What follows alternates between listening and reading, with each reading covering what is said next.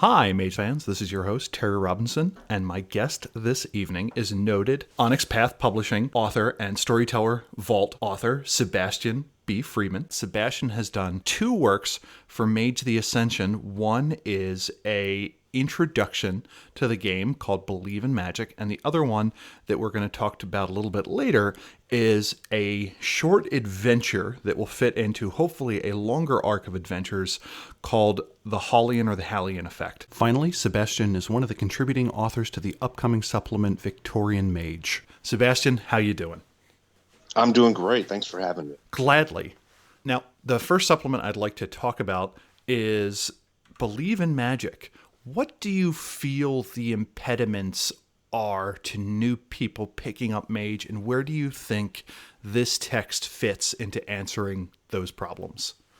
The primary thing I've run into when I've got new players at my table, which really is, I would say, most of my Mage gaming experience, is introducing new players or continuing Chronicle that introduced the new players before the players go off on their own and get their own books and start telling their own stories. But the main thing that I've seen as a problem or a difficulty when grasping the game is just the sheer amount of possibilities for character types. There's no clear enemy, kind of the sheer amount of possibilities for antagonists. It could be technocrats or strange spirits, Nefandi. There's a huge variety of antagonists, but they're all individual. One will fit one story, one will fit a different plot line. There's no clear enemy for the players to be able to focus on and say, hey, what are we doing here? Who are we and who are we up against? So this vast open sandbox of a game doesn't really let a player know what they'll be doing throughout the game. Everything is really up to the storyteller to create a compelling story, which is not a bad thing. But before you start the game, really, what are we going to be doing? And that's what I wanted to address with Believe in Magic. Okay, so when I sit down with any of the other systems, when I sit down with Werewolf, it's pretty obvious that the worm in some way is going to be my antagonist, or if it's Dungeons and Dragons, I'm probably going to be decapitating monsters and so on. You feel that Mage kind of lacks that obvious antagonist that kind of gives players an idea of what the action is going to look like? Correct. I mean, there are clear antagonists located within the book, but when you look at the characters that the players will portray, there's nothing that jumps out as, well, who would oppose this character? So how does your supplement try to address that? It really looks at the characters primarily and builds the game up in a positive sense instead of trying to inject antagonists and answer that question for every storyteller. It just looks at the individual characters, presents reasons for normal people who are now empowered to pursue these different magical arts and wonders and the craziness of the game world. Okay, so as opposed to providing an antagonist, you're saying, hey, this is not necessarily an antagonist-centered game in the way that some are, but here are some of the narrative options you have. You can create your explorer, you can create your community activist, you can create your whatever, and this is what that's going to look like. Correct. Does the book include any mechanics, or is it strictly theme and mood descriptive? Believe in Magic has no mechanics, no optional systems, nothing that would really benefit existing games. It's purely a discussion for new players. Okay.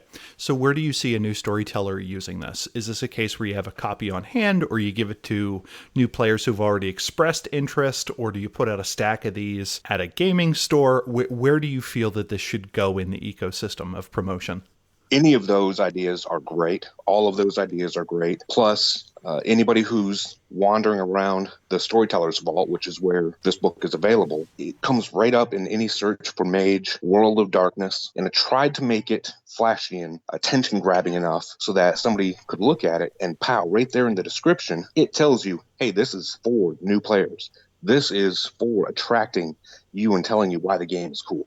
And towards that goal, how much does this cost? It is what they call on the website, pay what you want. And that means when somebody wants to purchase it or download it, you can do it for free, or you can enter in any kind of dollar amount that you choose to send to the author. And I felt that was fair specifically because it's not a book that has value to add to existing games aside from attracting new players. We are currently in a world of M20 where our core rulebook is seemingly 32,000 pages. Like, given the choice between reading the M20 book and reading the Bible, it feels like the latter sometimes is faster. Sometimes. If you were put in charge of M5, in that you are a published Onyx Path Publishing author, what system changes would you want to see to make the game either more inviting or have systems better tied to the narrative, or otherwise overall have a more enjoyable play experience for players?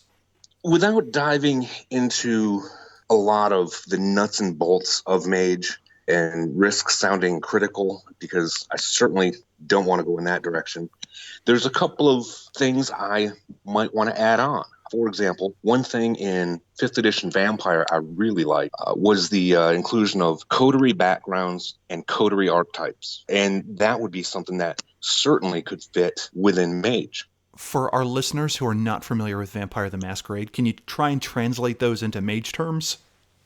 Oh, sure thing. When I talk about a coterie is typically a collection of vampires that the players play.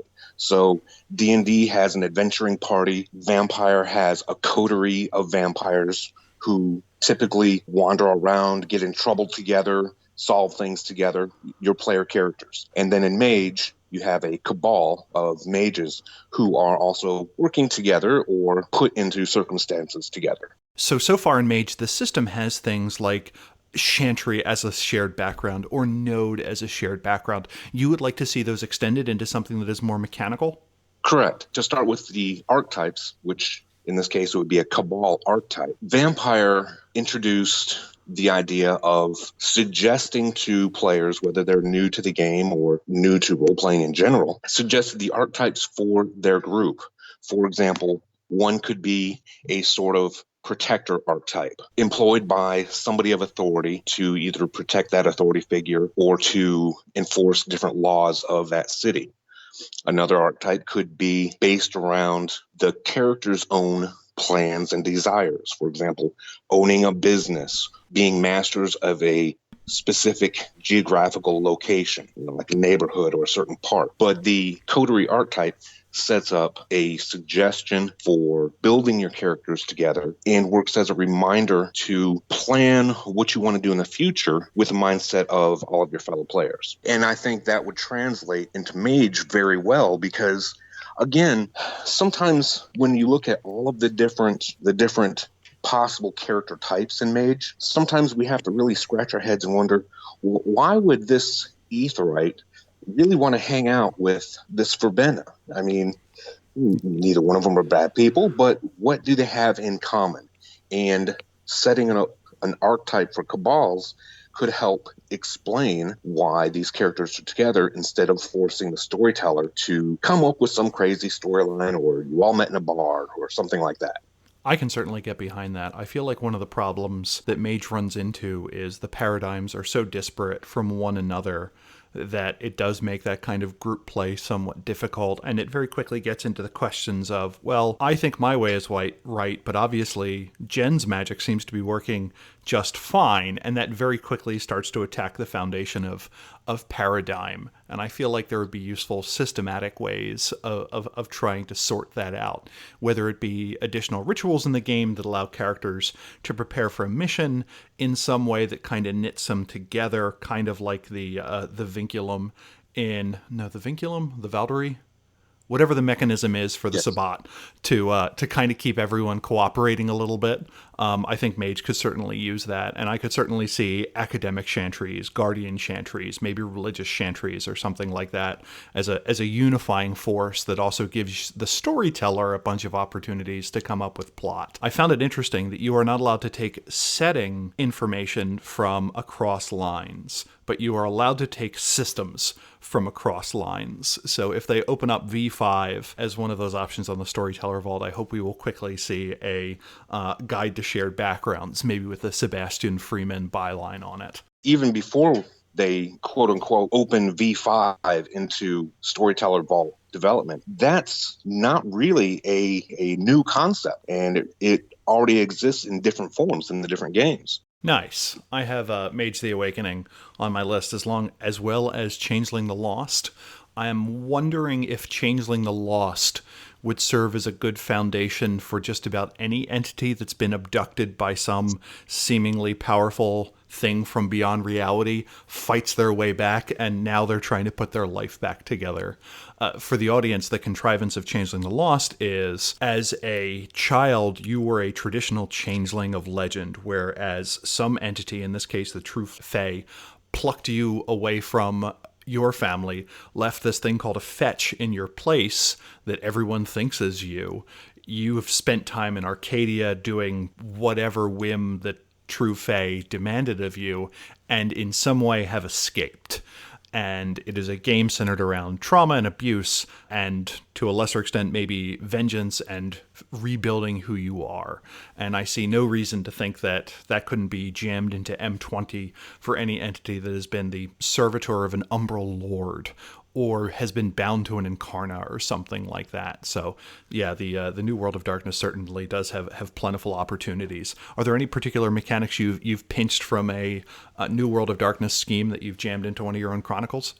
Yes, I took some inspiration from the Vampire Requiem's take on blood potency and mixed that with Vampire Generation and put a little spin on it so that it was more playable with Vampire the Masquerade, but reflected the intent behind blood potency in Vampire the Requiem.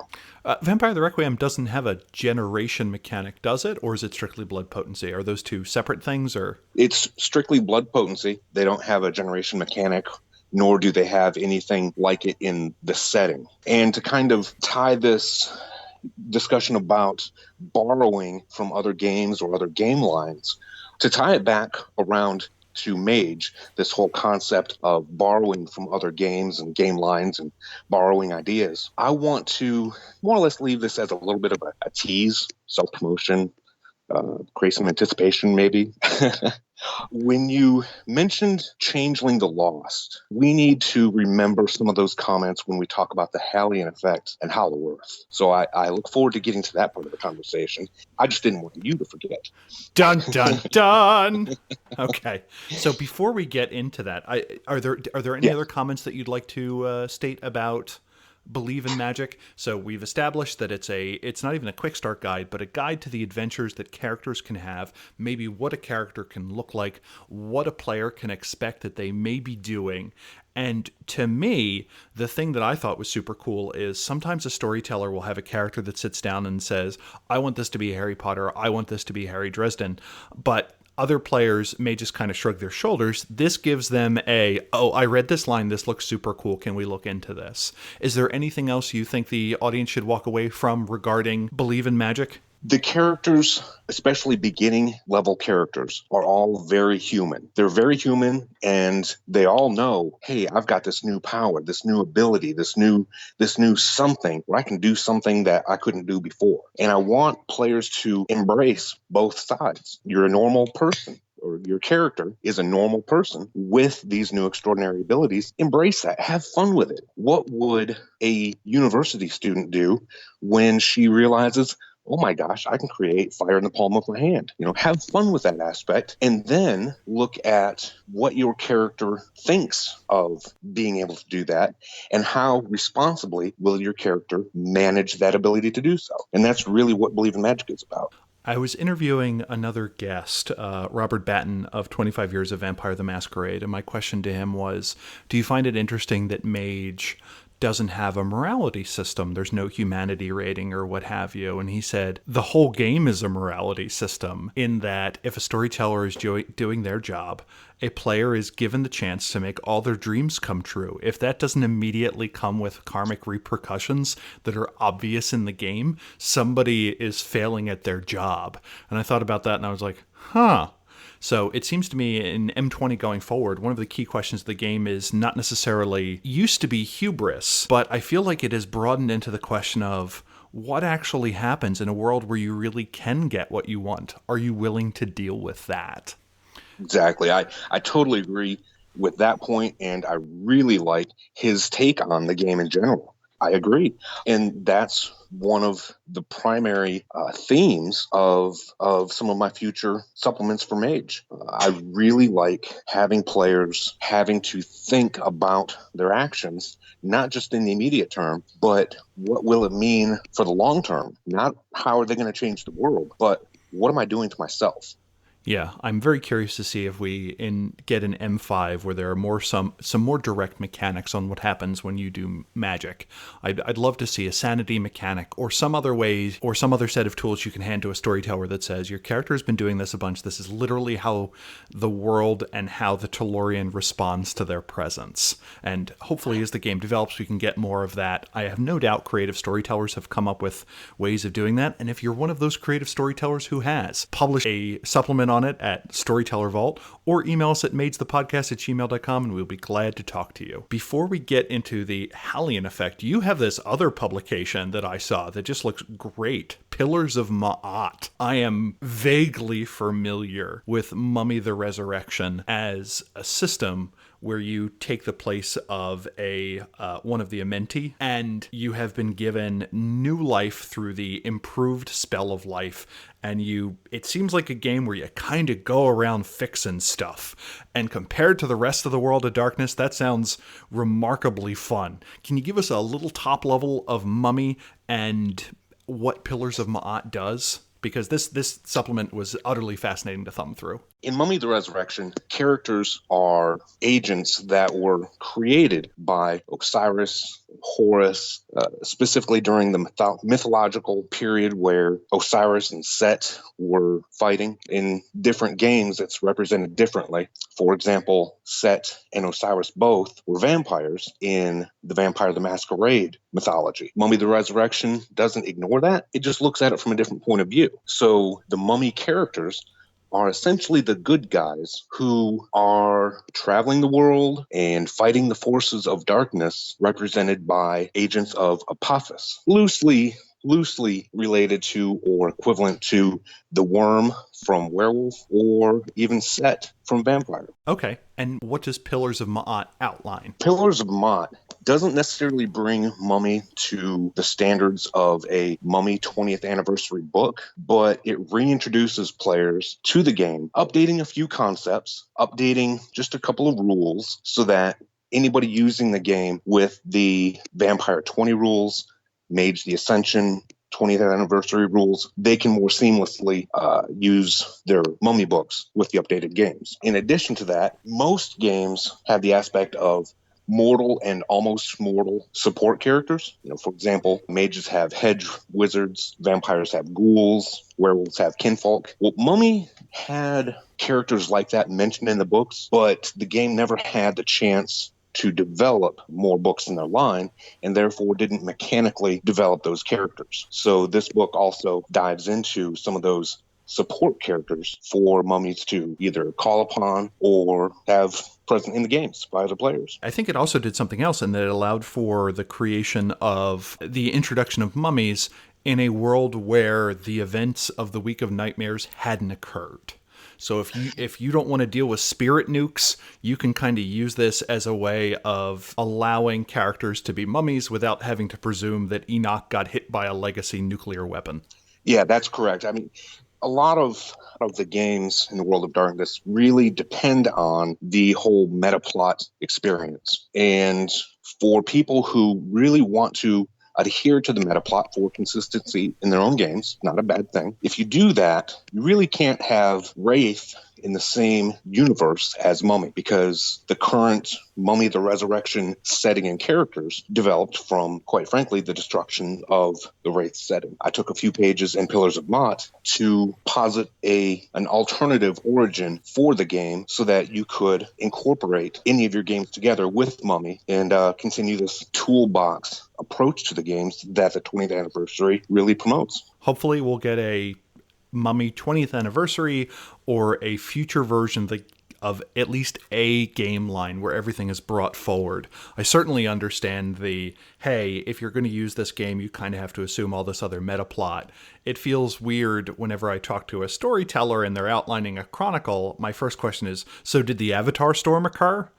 And it is weird that before we can even have a conversation about the game, we have to clarify a whole bunch of meta plot points. So to create something that allows it to be more agnostic seems like a real big tool to players. Do you have anything else in the works that you'd like to share? The crux of this is this wonderful supplement of the Hallean Effect. How do we pronounce that? Probably the Hallean Effect, because it's derived from Sir Edmund Halley of Halley's Comet fame, incorporates that gentleman into the lore and goes from there. Okay.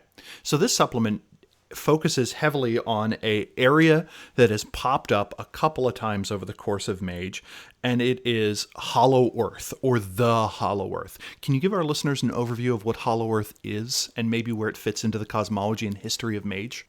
Yeah, it's actually been around in the Mage cosmology and lore and canon, however you want to look at it, since the beginning. In the first edition Sons of Ether tradition book, there were little flavor text and stories with Doc Eon, and he's diving into unknown lands and battling Nazis, a very pulp fiction type of experience. And that is built on real world stories and novels that have been written by Jules Verne, Edgar Rice Burroughs, and more. In Mage, it has been represented, I don't want to say inconsistently, but just like so many of the spirit worlds, it's been optionally represented as either a sub-realm within Earth or part of the shade realm of matter. It's popped up in different locations based on the addition of the game and how the different authors wanted to use it. But it's always been a minor presence at best. So I have taken a couple of inspirational ideas that I saw in the most recent appearance of Hollow Earth, which is in Mage 20, and really ran with that and defined what Hollow Earth could be in Mage now. So where did you put it?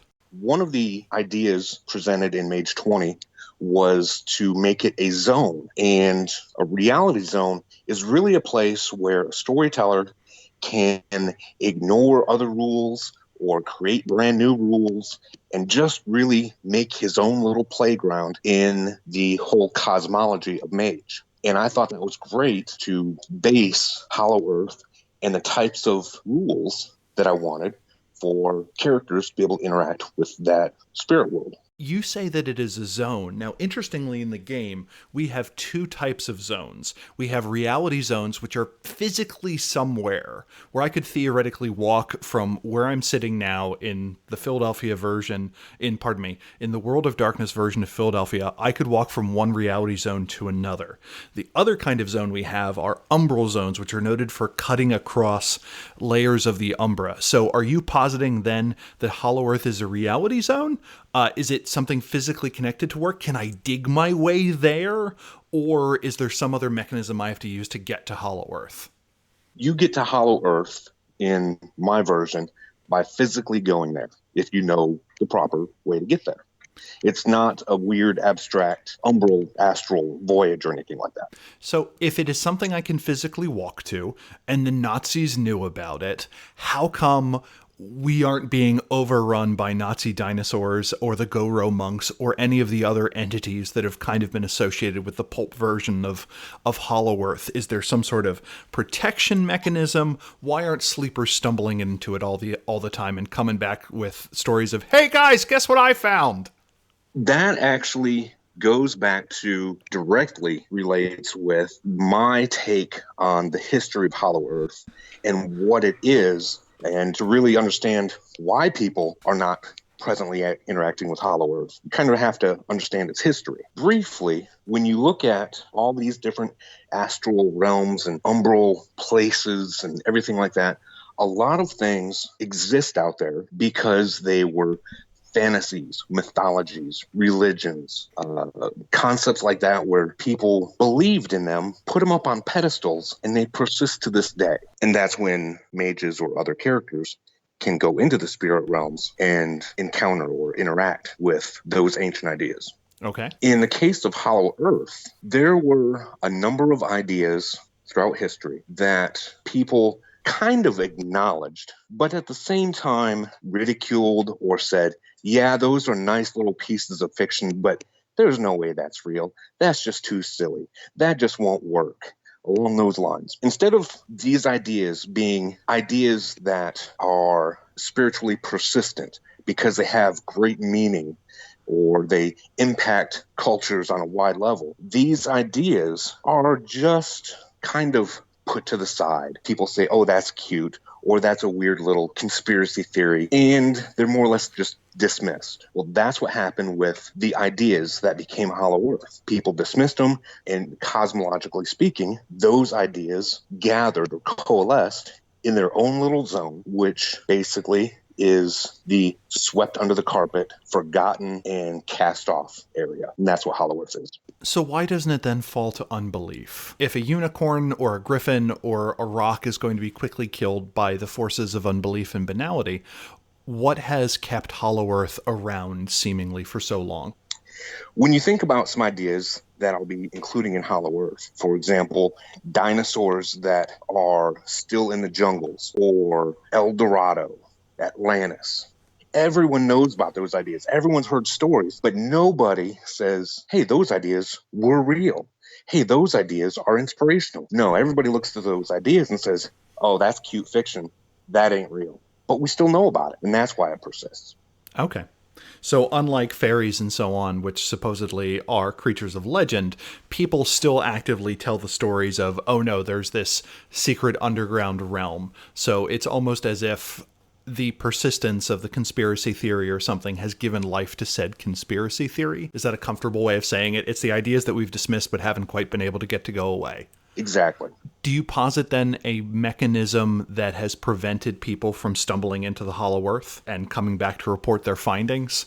Yes, absolutely. As I don't want to say Hollow Earth or its residents are consciously keeping people out or anything like that, but just like paradox in Mage is a force that keeps mages in check, enforces consensual reality, and otherwise just keeps the universe in line, or at least the physical Earth in line. Hollow Earth has developed a defense just like any other realm has borders. Hollow Earth's borders keep it hidden, keep people out. And the Hallean Effect is a story about people pushing against those borders and dealing with the consequences. Okay, just like a realm in the Umbra may have a pericarp, you have some sort of defense mechanism or immune system that shoves people out and prevents them from noticing that they were there. Does that work equally against sleepers as well as the awakened, or do the awakened somehow interact with this differently? If a sleeper were to interact with the Hallean pericarp, they would probably just completely give in to either amnesia or be assimilated into the border area and become part of its defenses. But a mage definitely has a challenge ahead of her when she tries to interact with the pericarp. Now, one of the things you posit here is a different interaction with paradox, which I thought was neat. Like, not only does this function as a supplement if you're curious about getting the basics of interfacing with Hollow Earth, but also if you want to build your own realm, it gives you some ideas of how you can change some of the basic mage mechanics to meet that. What mechanics, if any, did you change to deliver the theme and ideas of the Hallean Effect and Hollow Earth? I decided to use a form of quiet to reinforce Hollow Earth's separation from regular Earth. And basically, because Hollow Earth should not exist, has been cast away by consensual reality. Its borders react to intrusion by combination of sucking in any trespassers or making any trespasser forget where they were going or what they had found, so that Hollow Earth can reinforce its presence as a forgotten, separated place. In the game, when we deal with isolation, when you look at Mage 20 and you look at the certain types of quiet, isolation is a new branch of quiet that interacts with mages just like paradox and quiet does for any other situation, but is specifically tailored to prevent that mage from going into Hollow Earth in some sort of unauthorized or inept way. Is this tied to generating paradox? Does this occur at the individual level or the group level? You had made mention earlier that, hey, there are group mechanics in here. How does isolation get accumulated? Isolation, being a type of quiet, accumulates just like any other, where the more you accumulate paradox, the more isolation builds. And it is a group mechanic. And I took this and developed this from the idea that Hollow Earth was ejected as an entire concept. The societies or the things or the places found within Hollow Earth were also ejected whole cloth from reality. So therefore, there's a sort of, I don't know if you want to call it memory or resonance or something along those lines, where if a group of mages, in the case of this story, a cabal of mages comes down and tries to explore and tries to force their way into Hollow Earth, they share this type of quiet. It's not a primarily personal experience. It's a shared experience. Oh, that's neat. Yeah. Do you have any new creatures or entities that kind of express themselves or that are foreshadowed in this? Yes, there is a new little critter that I've introduced in this, and it's a spin-off of Weaver spirits. Weaver spirits, of course, spin around the world and spin around everything and keep everything in order and build the world with their webbing. But Hallean spiders, which more or less inhabit the Hallean pericarp, are perverted versions of the Weaver spiders. So while the Weaver spiders keep the universe in order, the Hallean spiders keep Hollow Earth hidden. And they're not necessarily actual creatures as much as they are a physical manifestation of the Hallean pericarp and its defenses, which really is just like Weaver spiders. So are you telling me that there are no Nazi dinosaurs in this supplement? Just spiders? Not in this supplement, unfortunately. Okay, but somewhere later in the arc, we may get Nazis on dinosaurs. Definitely, there is going to be something crazy, something interesting, something, wondrous along those lines. Yes, but this is just introducing players to the idea before we dive right down into it. So we have this setting where a town is experiencing some sort of mass isolation, it seems. You have this wonderful piece of opening fiction, which has the most terrifying phenomenon of all, people not responding to their text messages. It's well done. And then we get this mechanic of isolation. There's probably an antagonist of some sort. Otherwise, it would be a pretty crappy adventure idea. Players are going to deal with spiders. And at the culmination of it, where in the journey to rediscovering Hollow Earth are we? Do the characters wind up stuck in the middle of a Goro monastery? Do they meet Doc Eon? How far along the quest to Hollow Earth does the supplement get us? It really just barely scratches the surface. And I did it that way because I really want players and storytellers to realize Hollow Earth isn't just this place that you can go to that's around the corner.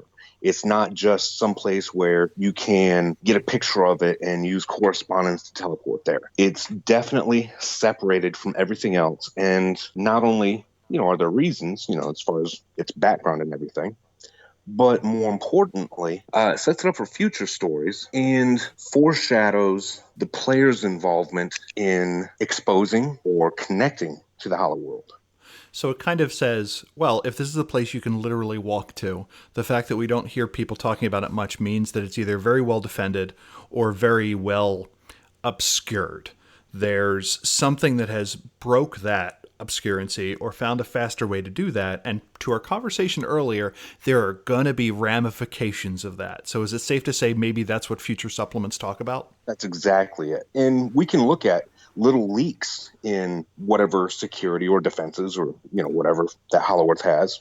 For example, Richard Byrd was an explorer 100 years ago who supposedly flew a plane over the North Pole and saw this big wide opening near the North Pole where he could fly his plane right into it. And he had accounts of going to this wondrous land with different types of people and things like that. Well, perhaps, just like everything else we've adapted with World of Darkness, maybe that was something that leaked out that shouldn't have.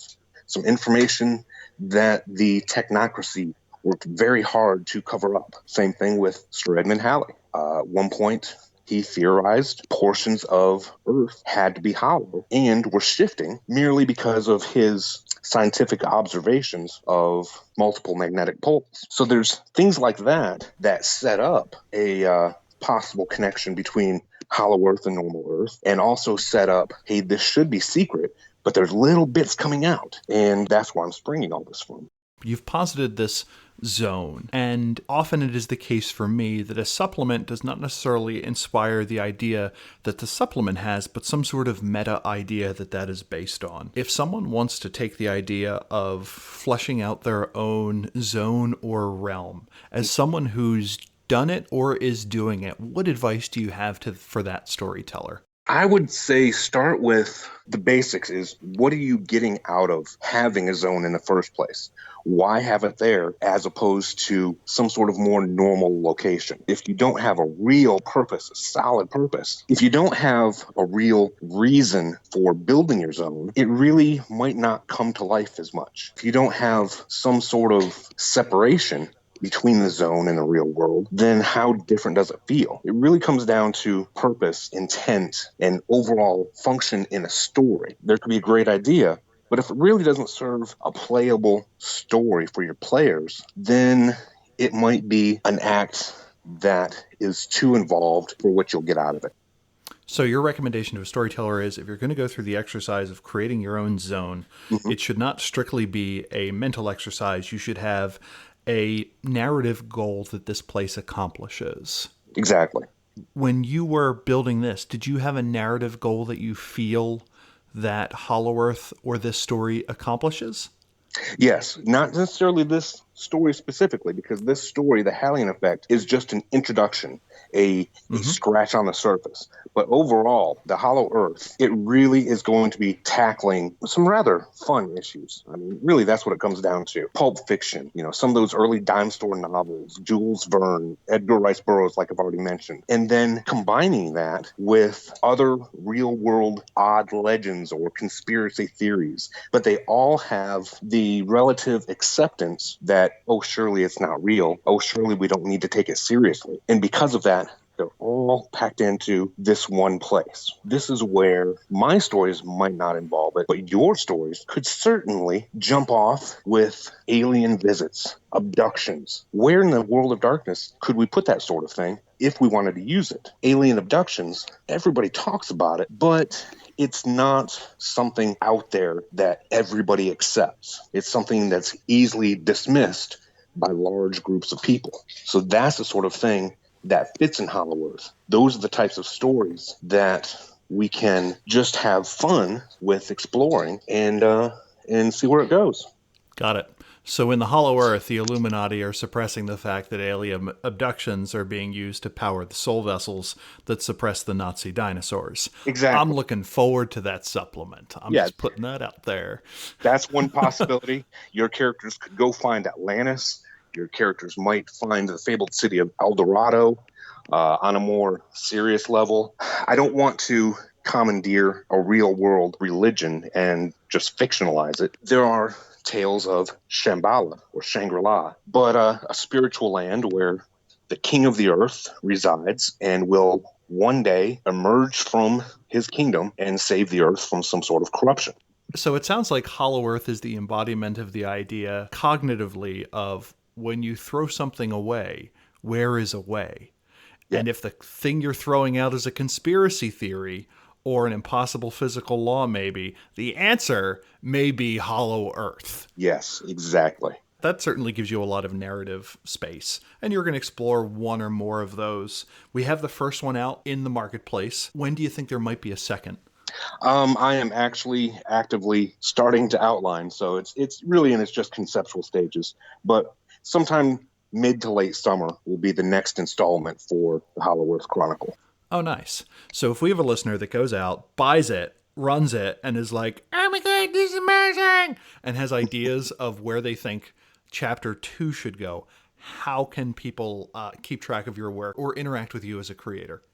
Well, I'm active on Twitter at Sebastian Free 13. So Sebastian, Free 13. And then I'm also active in the Facebook groups that are related to the Storyteller Vault. Do you have any other commentary on your creative process or this work before we wind down for the episode? No. I think we've covered everything that has to do with Hollow Earth and believe in magic. And you let me ramble on about Hollow Earth, and I've got so many ideas that I want to just spew out onto the page that hopefully we'll see a number of Hollow Earth supplements in the nearer future. When those come out, I look forward to reading your page spewings. Okay, good. If you've enjoyed this conversation, send us a note, magethepodcast@gmail.com. If you've been past this link on social media or some other way and you'd like to subscribe to us at magethepodcast.com. We're on Anchor, we're on Spotify, we're on iTunes. Leave us a review on the podcatcher or pod platform of your choice. It helps us get the word out. If you buy something through any of our affiliate links at magethepodcast.com, we get a small referral bonus there, especially through DriveThruRPG, which helps us get the fancy pants equipment that allows us to run episodes and to send our crack team of interviewers all over the world to participate in the Mage the Ascension games that you so enjoy hearing about. For Mage the Podcast, this is Terry Robinson saying bye. Thank you very much.